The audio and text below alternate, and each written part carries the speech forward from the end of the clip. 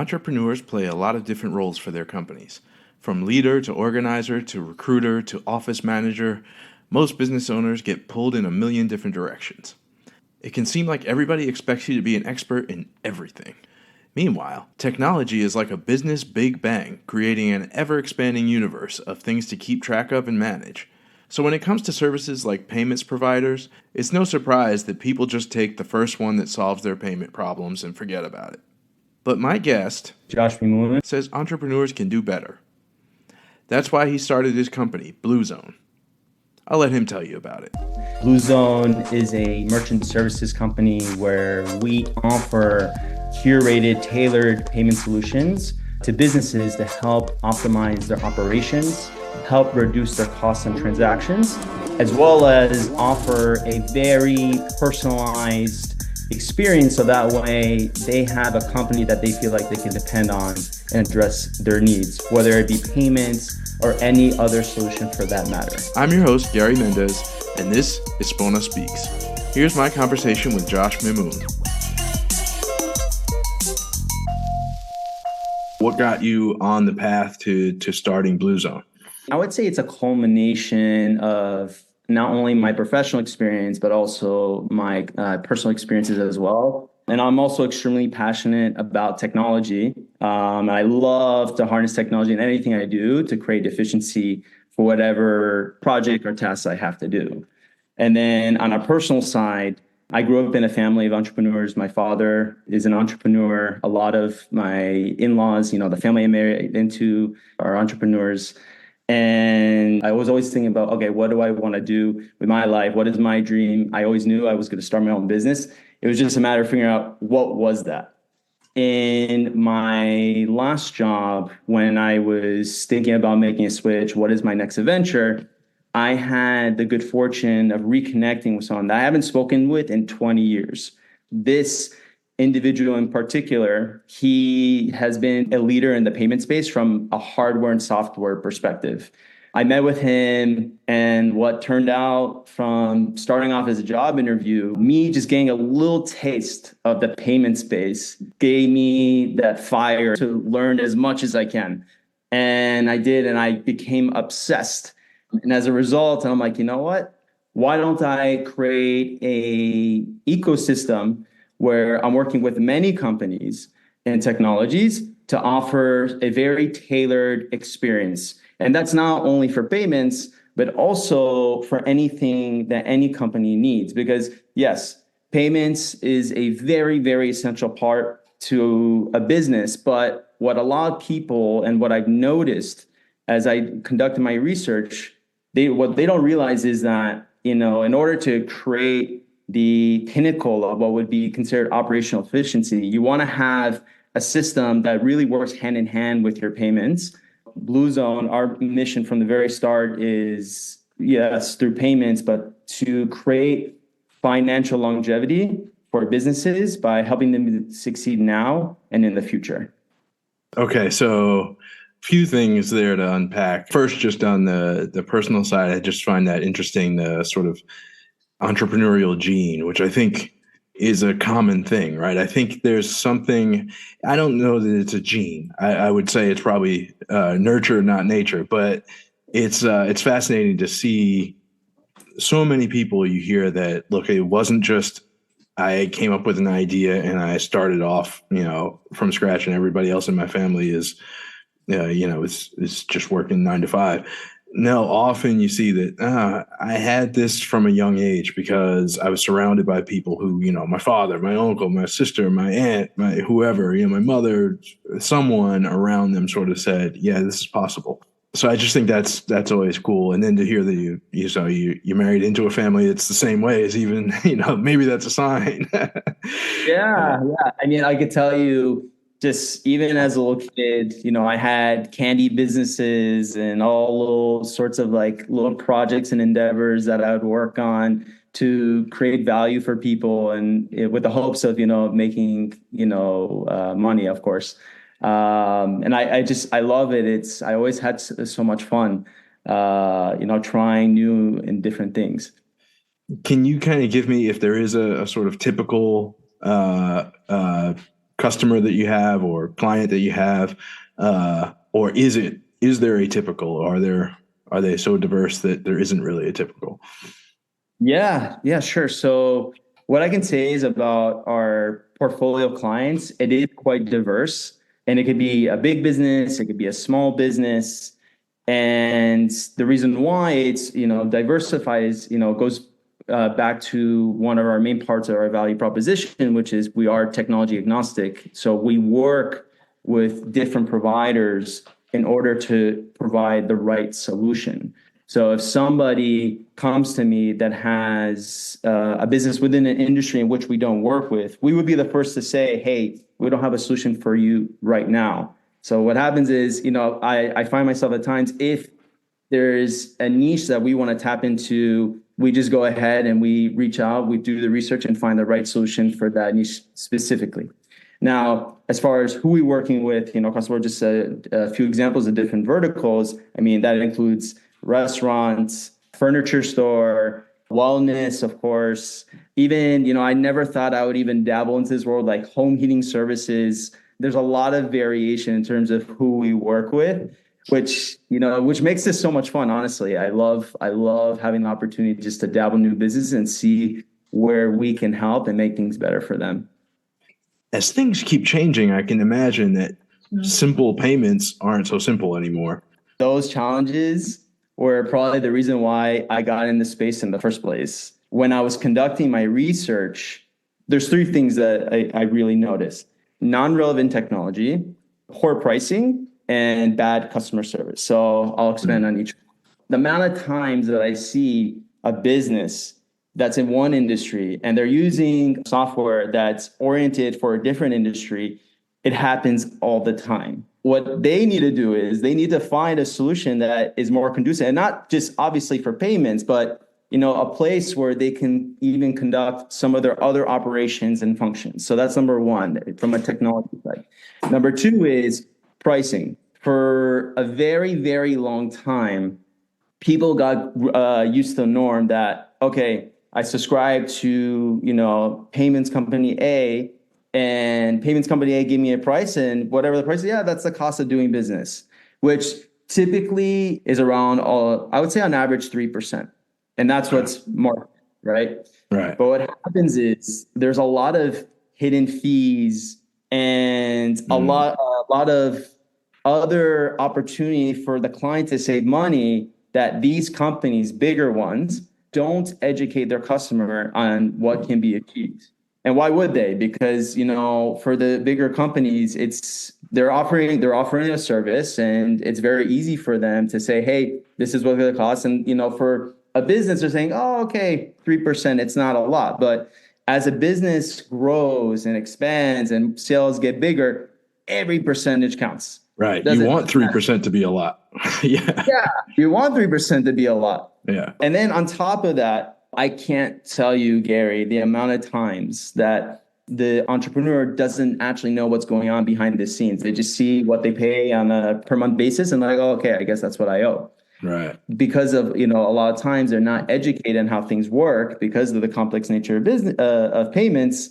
They end up paying way more than they should. And there's so many different ways in which you can help create a scenario in which a business can be saving way more money on the transaction versus what they're currently doing at the moment.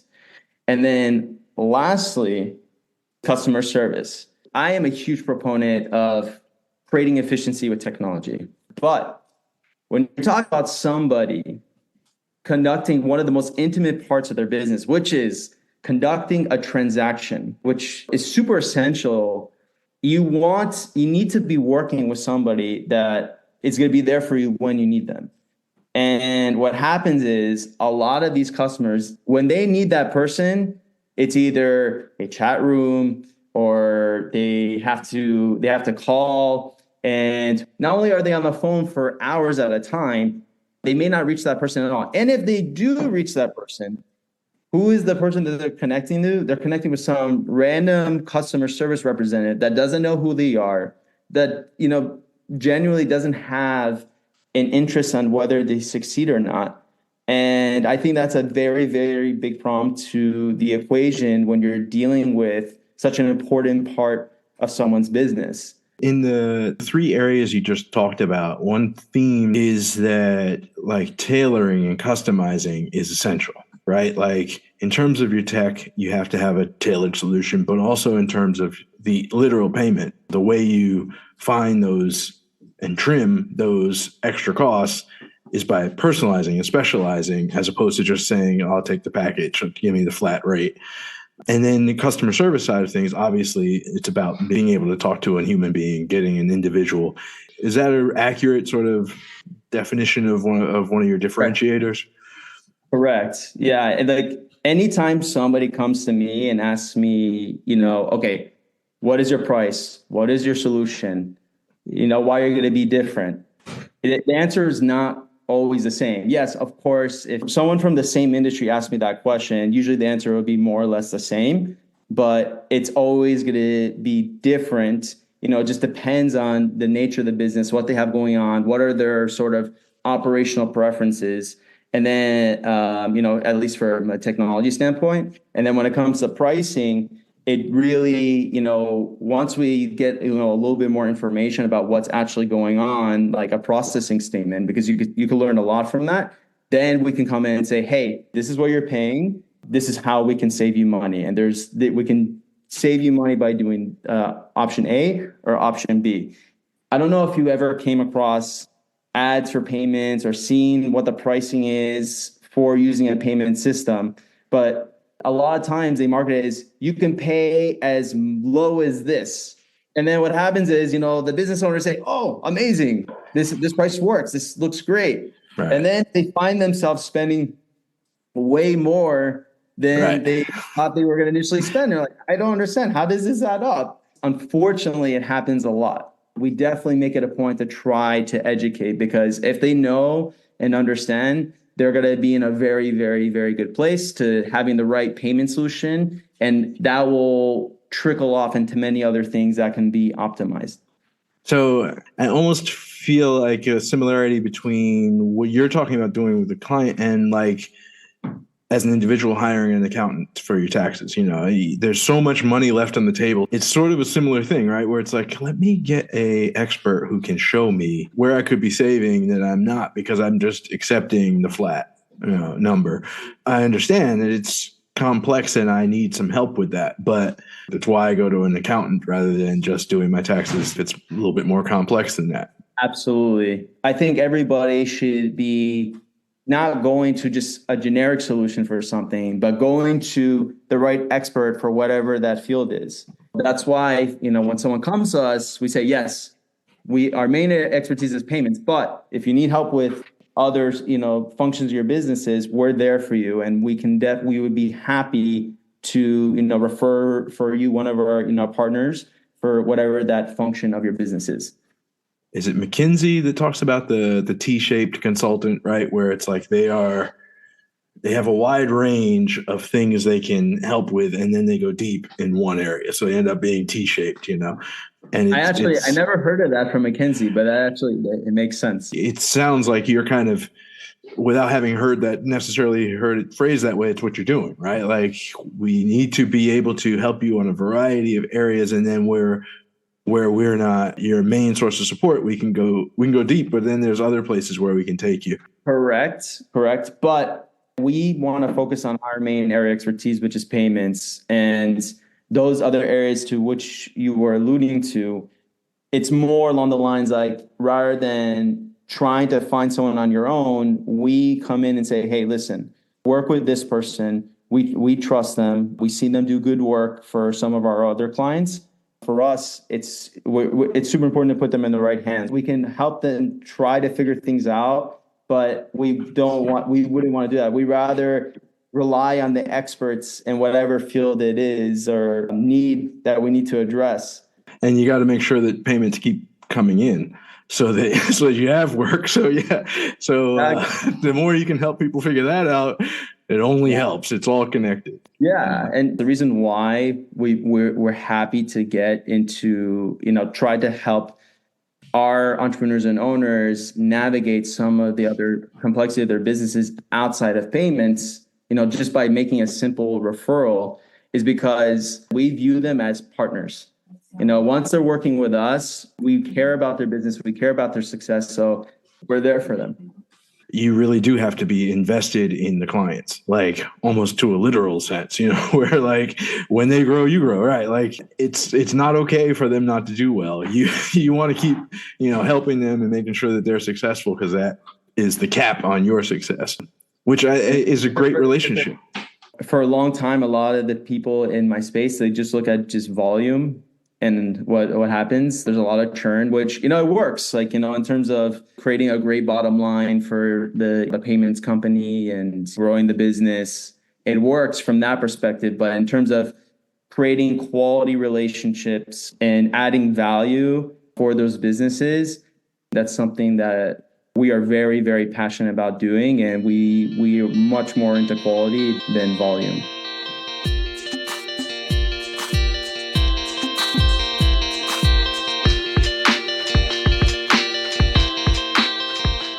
You're listening to Spona Speaks.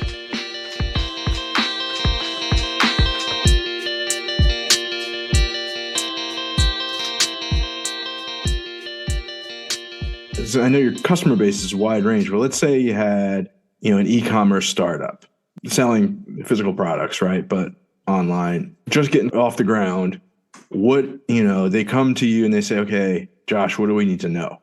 Sort of what kind of advice would you give that person to learn about early on? The first thing I would want to know is what industry, what is the business? So as soon as I learn more about things from that perspective, then I would tell them, okay, I would want to dive deeper. What is going on in your operation? What functions do you require? And then that way, when it comes to things for payments, for that matter, they're going to hopefully get a solution that'll address not only their needs for only transacting, but also carry out their other company functions.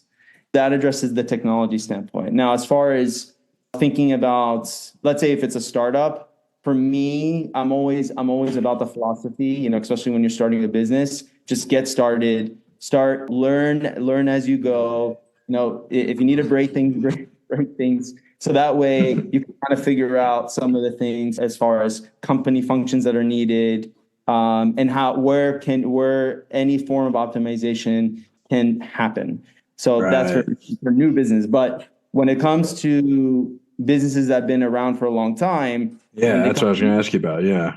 Yeah. Then for me, the first thing I do is I want to dive deep into their business, and go into all those essential functions, as well as reviewing their historicals from a payment processing standpoint, because then that gives us the opportunity to see, okay, what type of payment cards are being used, what are like the preferred medium of payment, as well as being able to see where money can be saved on the transaction.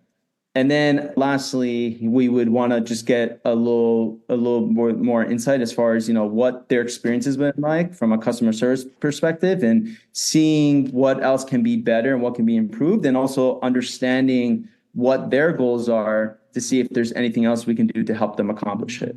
The nice thing about companies that have been around for a while is the data, right? Like you have some reference point, especially maybe if it's an entrepreneur started a company, things get going, they start moving fast, they get into sort of the flow of running the business, and it's easy to lose track of.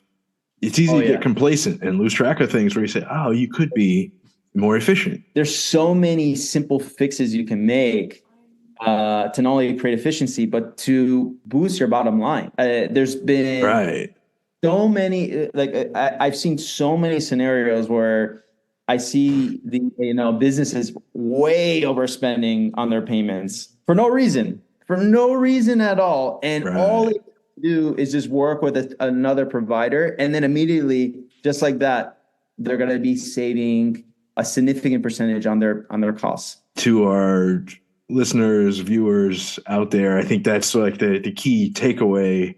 Even if you think there's nothing to be found, look. See, Yeah. yeah, Yeah. check. No, don't think. Yeah, you have to. You have to, especially when you own a business, because whether your company succeeds or fails, that just all comes down to how within the details did you get, and did you prioritize whatever sort of objectives and goals that you have to take on. And it's not only that, but also surrounding yourself with the right people, which I Yeah. think is probably the most important thing. Because if you have good people around you for whatever it is you're trying to build, you will be successful just with the right amount of time and of course a little bit of luck. It's just the next step is just trying to see where you can make things better, and that could be as simple as just working with the right companies and partners and solutions. Um, it kind of reminds me of like with sports, like, you see a team that gets lucky, but then you look back and you say they make their own luck. You know, Your own if, luck. if you don't, whatever it is, or as an individual, right? Like I watch once in a while, I catch PGA Tour tournaments, and I used to play a little golf, and you see these guys hit the ball, and then they hit a tree, and the ball bounces back in the fairway, and you say, these guys are so lucky. And you say, no, they make their own luck. They rarely miss the fairway, so when they do hit a tree, and it bounces back. Yeah. I miss the fairway every time. Maybe that's why I'm not as lucky as they are. I'm taking more chances. I'm giving the trees plenty of opportunities to knock my ball into the fairway, and they don't Absolutely. succeed. Well, we're short on time, but I did have a couple more quicker ones for you, more kind of, well, one more future focused. Everything from cryptocurrency to AI to things are changing at a really fast pace and especially it seems like in the payments world, right? So how do you combat, or not combat that, but how do you keep up? What do you have to do to sort of make sure that you're on top of all the potential ways things can go right and wrong for your clients? Yeah, no, it's a great question. So, I mean, listen, I don't have a crystal ball. But yeah, to your point, the world is moving faster than ever with things like cryptocurrency, artificial intelligence. Now, in the world of payments, that goes to one of our main areas of our value proposition, which is being technology agnostic. So we Right. always ready to adapt, which is super, super important to us because at the end of the day, we want whoever works with us to not be with us only now, but to be with us long term.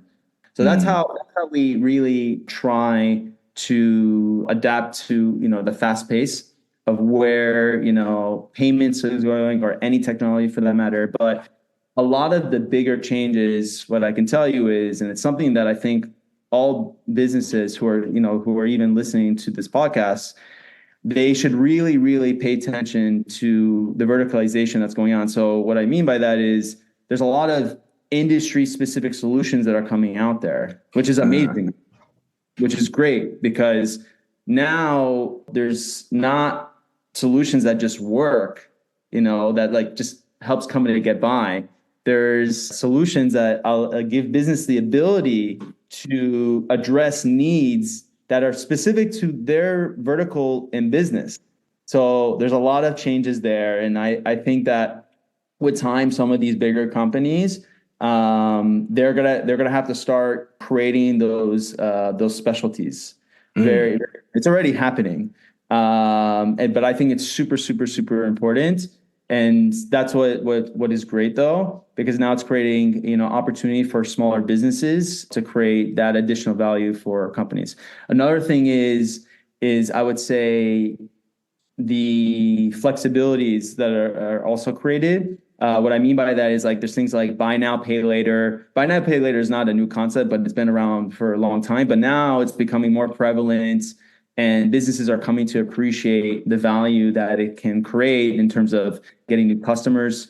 We always need to be very adaptive. That's what's going to separate, the companies that are going to do well and the ones that are not. I have one sort of final question for you that I think you may have answered a little bit, but I'm curious to hear. you've been at this a little while now. You started the company. You have been in the game. I know that people may use, there might be some more novel uses of your services. I'm curious to hear what's been sort of the most surprising thing that you've seen. Obviously, if it's negative surprising, maybe you don't want to talk about it, but sort of the most interesting sort of use or engagement that you've had that you said, oh, I didn't see that coming, but it turns out it was maybe you now want to repeat it as a method for helping a client or something like that. Yeah, absolutely. So I'll tell you. So there's a couple things. So one of the things that, when I started my business, I thought I was just going to be a payments company. Like Mm-hmm. that's it. That's all I was going to do. But what happened was, for any time I onboard a client, it always came up where they started asking me, "Hey, Josh, what do you think, as far as that I can do for like marketing or for, their operation and things of that matter." So that basically, made me think, okay, I need to think about how I can be a resource above anything else to my clients. And I think that's how all companies should think, being a resource. So yes, when I first started, like I said, we were thinking only payments, and we stay in our lane, which that has not changed. But we also wanted to make sure that we have the knowledge base, for that matter, and the right partners that we are connected with to address those other needs, so we can be then and there for whatever a customer needs. That's one instance. As far as also, the business concern that we are working with, I also thought when I was first starting out, a lot of these businesses would just kind of have everything they need, from a technology perspective, maybe Mm. not perfect, but where there could be some room of improvement, but they're on the right track.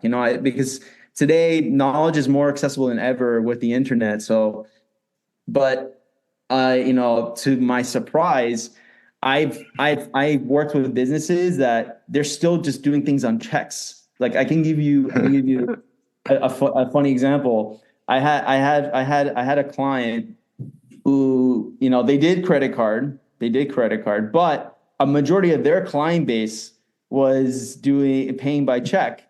And Mm. what happened as a result, you not only are creating a bad experience for the customer, because they're either mailing the check or they're driving over to the office and Like delivering the check in handing a person. check. Mm. Yeah, and who wants to do that? Right. And on top of that, the business itself, they have this big pile of checks that they need to go and deliver personally to the bank themselves. Right. So both the customer and the business are having these inconveniences. So in that scenario, it really came to my surprise that they were working with, just such simple things can be presented to create, immediate efficiency, which really came to my surprise. I I really thought people would really understand more as far as what they're paying from a price perspective when it comes to their payments. But it just so happened was like, yeah, a lot of people think they know what's going on, but a lot of times they don't. And Right. it's very off base. And to be honest, it's not their fault. It really isn't, because as we know, payments is complex. But number two, who they are working with, they're misleading them. I wouldn't say misinforming them, because that make it seem that they're they're purposely offering them false information, but they are misleading them by using some of those tactics like I mentioned, where they'll say pay as low as Right. 1% on every transaction, but that's not really what's going on. So for the business, they thought they were paying 1%, but really they may be paying 5%, and they have no idea. So that really also came to as a shock to me. But that's what makes, my business so much fun and why I enjoy what I do so much, and just making things a lot easier in terms of understanding all these things and addressing, whatever their needs are whenever they need it.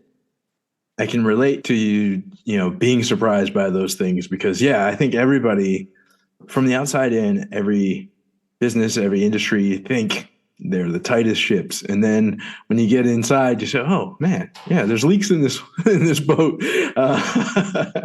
But it's nice to be able to say, but I can help patch the leaks. I can help them fix some of this stuff. So you're doing yeoman's work. Yeah. So. I just think that's, what I think.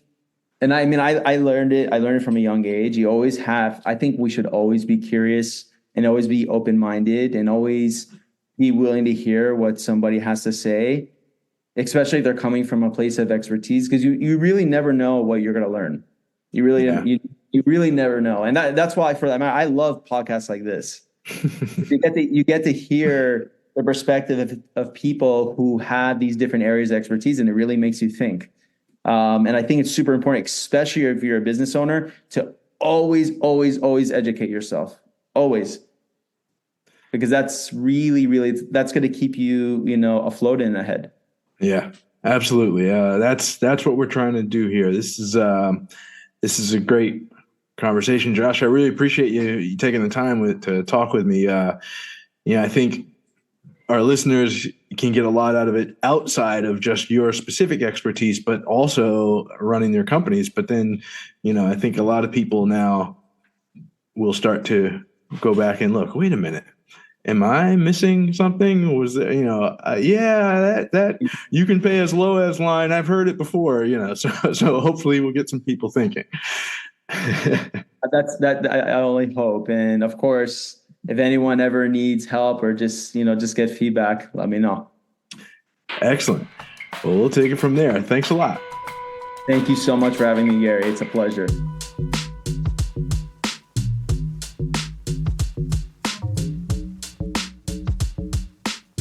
Spona Speaks is a production of Spona. Spona helps you streamline digital project collaboration, management, and financing within a single platform. With our integrated platform, you can streamline every aspect of your project's journey, from finding an agency to execution. Find us online at spona.io. That's spona.io.